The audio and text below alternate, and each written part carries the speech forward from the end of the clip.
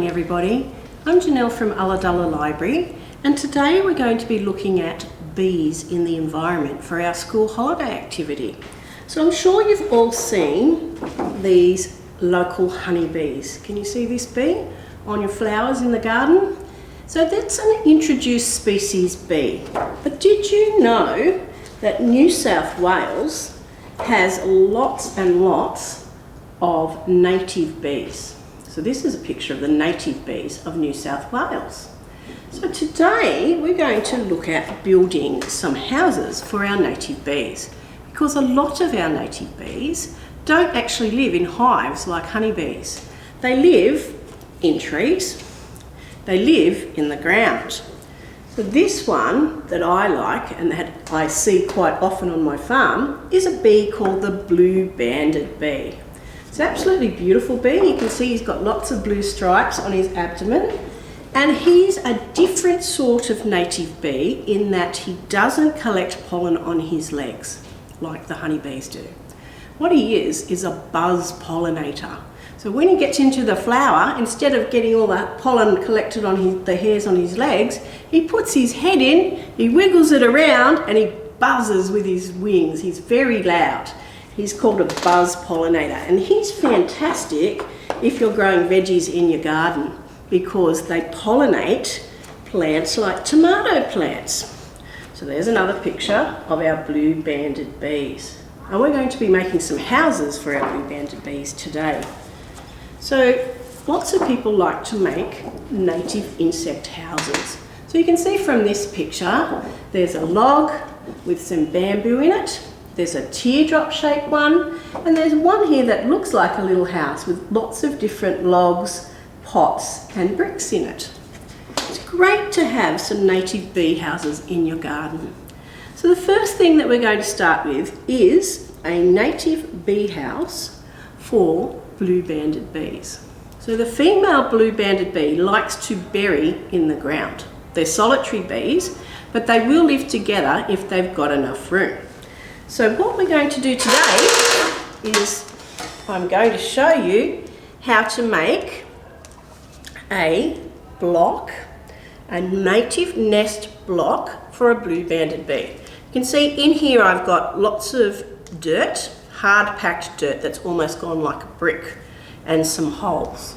And the way I did that was I got an old margarine container and I filled it up. I'm not going to do this today because I'm going to make a huge mess, with gloopy wet mud that I got from the edge of my dam. But you could get that mud out of your garden, and just, if it's just dirt, you could put a little bit of water with it to make it sort of wet mud, just like that. I filled it up and then I smoothed it down. So I got a spatula and I smoothed it down, and then I let it sit in the sun for a few hours.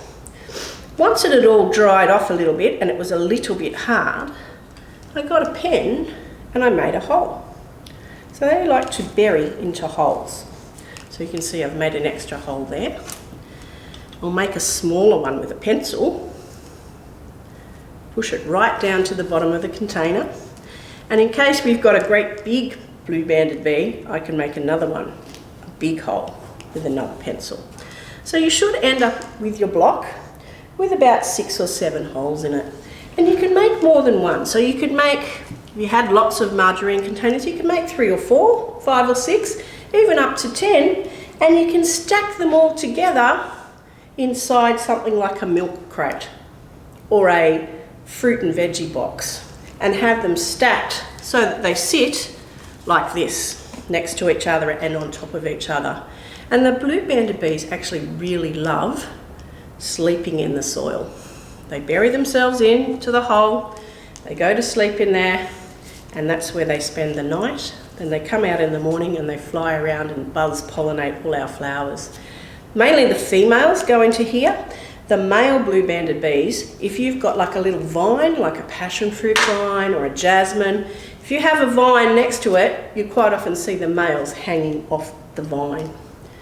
All right, everybody, thank you for listening. I hope you have fun with making some of these blue-banded bees nest boxes. Next up, we're going to make an insect house. All right, what we need to do first is you need to go out into the garden. I'll take my gloves off because I don't think I need them. Go out into the garden and you need to collect lots of different things. You can see today that I've collected some pine cones, all sorts of different sizes of pine cones. I've picked some flowers that bees might like, so some lavenders. Bees absolutely love lavenders. I have some bark. I have a couple of rocks, some smooth stones and some rough rocks. And I have another type of flower. And most importantly, I had to buy these. I got some bamboo. So you can get those from any of the local hardware stores, or you might even have some left over if Mum's been gardening and she's been making some bamboo stakes. And what you need to do with your bamboo is get Mum or Dad to drill a hole in it, because the bees nest inside these holes. So that's really important. Then the other thing that you can do is go into your recycling in your house and see if you can repurpose any items. That picture I showed you before had a log, so they've repurposed a log. What I thought I might do is use a juice bottle today. So you could use a juice bottle or even a milk bottle. Something that's weatherproof, so you wouldn't use anything that was cardboard, but something that's weatherproof that you can leave out in the weather. I've drilled a hole in the top and put a string in it so that I can hang it from a tree, and it's ready to go to fill with all of our material. So what I thought I might do is start with a rock in the bottom. So I'm just going to stack it up like this, put a couple of rocks in, and then I'm going to put a pine cone, maybe a couple of pine cones.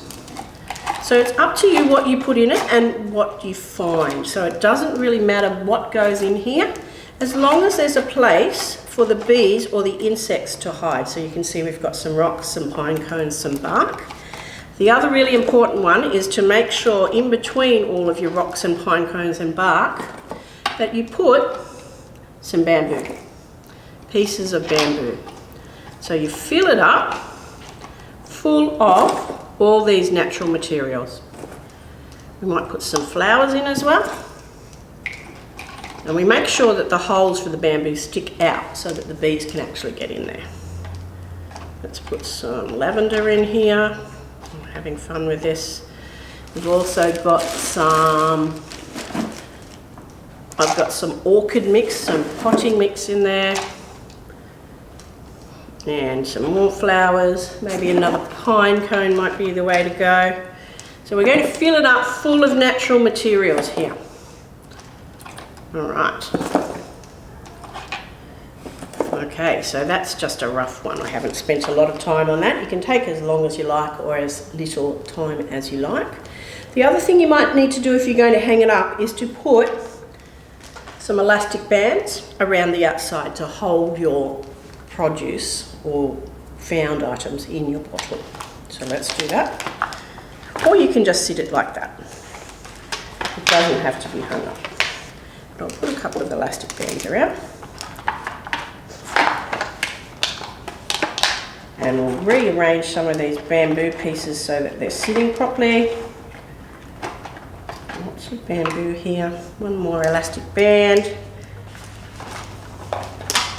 And then we have a native bee house ready to go. Thanks for listening, everybody. I'm going to put up today on our website an information sheet from the Australian Museum on native bees so that you can find out all about them. I'll put some pictures of some insect houses which are really pretty and that you might like to copy, and some instructions on how to make the insect houses or the bee houses using bamboo and the blue banded bees nest boxes. Thanks very much, everyone. We'll see you next time.